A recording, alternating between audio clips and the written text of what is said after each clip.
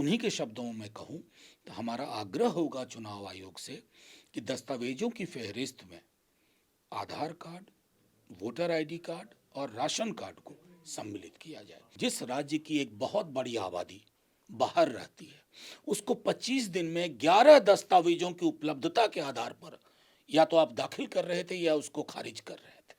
साथियों नमस्कार। हमारे साथ इस वक्त खास बातचीत करने के लिए आरजेडी के राज्यसभा सांसद प्रोफेसर मनोज झा जी मौजूद हैं। प्रोफेसर साहब, आप चुनाव आयोग से मिलने गए, वापस आके आप ही का बयान सबसे ज़्यादा वायरल हुआ कि जो बातचीत हुई सौहार्दपूर्ण नहीं हुई।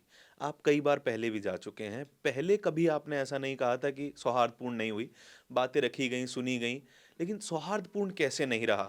देखिए, अब आप सोचिए कि मुझे कितनी पीड़ा हुई होगी ये कहने में कि मैं इस बातचीत को सौहार्दपूर्ण नहीं मानता जो हमारी मुलाकात थी।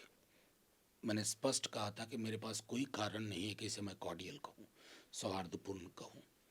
ईश्वर ना करे मुझे दोबारा ये ना कहना पड़े। मैं इसी उम्मीद करता हूँ। अपनी किसी संवैधानिक संस्था में जब आप जाते हैं तो उम्मीद लेके जाते हैं। पक्ष विपक्ष कुछ भी हो, हम पॉलिटिकल पार्टीज और मतदाताओं की वजह से ये संस्था चुनाव आयोग है। आज का दिन महत्वपूर्ण है हम सबके लिए। माननीय सर्वोच्च न्यायालय ने हर पहलू को गौर से देखा, सवाल पूछे, कमोबेश वही सवाल जो आम बिहारी क्यों कहूँ, बिहार से चल के तो ये बाकी जगह भी जाना था, उन सब को मैं समझता हूँ लोग जूझ रहे थे। हमारे नेता प्रतिपक्ष तेजस्वी जी ने ऑलमोस्ट डेली खबरें आती थी, कभी पूर्णिया से, कभी कटिहार से, कभी बक्सर से, कभी दरभंगा से, उनकी परेशानियों को शेयर किया। दोनों जगह चुनाव आयोग को कहा और कहा कि भाई 11 दस्तावेज ही क्यों? मतलब इसकी फहरिस्त क्यों नहीं लंबी हो सकती है। और मुझे बेहद खुशी है कि आज माननीय सर्वोच्च न्यायालय ने 28 जुलाई की नेक्स्ट डेट देते हुए काउंटर एफिडेविट देने को कहा चुनाव आयोग से 21 तक। लेकिन एक चीज़ स्पष्ट कही और उन्हीं के शब्दों में कहूँ तो हमारा आग्रह होगा चुनाव आयोग से कि दस्तावेजों की फहरिस्त में आधार कार्ड, वोटर आईडी कार्ड और राशन कार्ड को सम्मिलित किया जाए। मैं समझता हूँ कि एक दिशा मिली है और जिस उथल पुथल से लोग गुजर रहे थे उसमें रिलीफ मिला है। सर, सुप्रीम कोर्ट जानने के दो ऑब्जेक्टिव माने जाते थे कि अगर इन दोनों में से कोई एक होगा तो जीत मानी जाएगी, या तो रोक लग जाए या तो जो सामान्य डॉक्यूमेंट्स हैं उनको शामिल कर लिया जाए। क्या इसको संपूर्ण जीत फिलहाल मानेंगे? मैं देखिए, मैं जीत हार के शब्दावली में नहीं देखूंगा। अगली डेट लगी हुई है और सर, अगर मैंने आज पूरी हियरिंग सुनने के बाद माननीय न्यायाधीशों को सुनने के बाद मुझे स्पष्ट है कि उनके संज्ञान में सब कुछ है। वो हर प्रक्रिया पे नज़र रख रहे हैं और वो किसी एक वोटर को एक्सक्लूड नहीं होने देंगे।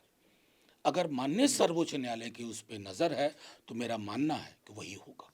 सर, आखिरी सवाल ये है कि आपको क्या लगता है ये जो एसआईआर की प्रक्रिया लाई गई है, चुनाव आयोग का इंटेंशन क्या है? क्योंकि वो कह रहे हैं कि हम रिफ्रेश करना चाहते हैं, गोल पोस्ट बदल रहे हैं कि हम डबल वोटर्स को हटाना चाहते हैं, फर्जी वोटर्स को हटाना चाहते हैं। देखिए, इंटेंशन क्या लग रही है सब आपको? इंटेंशन पर मैं सवाल करूं उचित नहीं होगा। आउटकम पर मैं कह सकता हूं कि कई दफ़ा क्या होता है ना, बेस्ट ऑफ इंटेंशन वो काले बादलों में घूम जाते हैं। आप 25 दिन में जिस राज्य की एक बहुत बड़ी आबादी बाहर रहती है, उसको 25 दिन में 11 दस्तावेजों की उपलब्धता के आधार पर या तो आप दाखिल कर रहे थे या उसको खारिज कर रहे थे।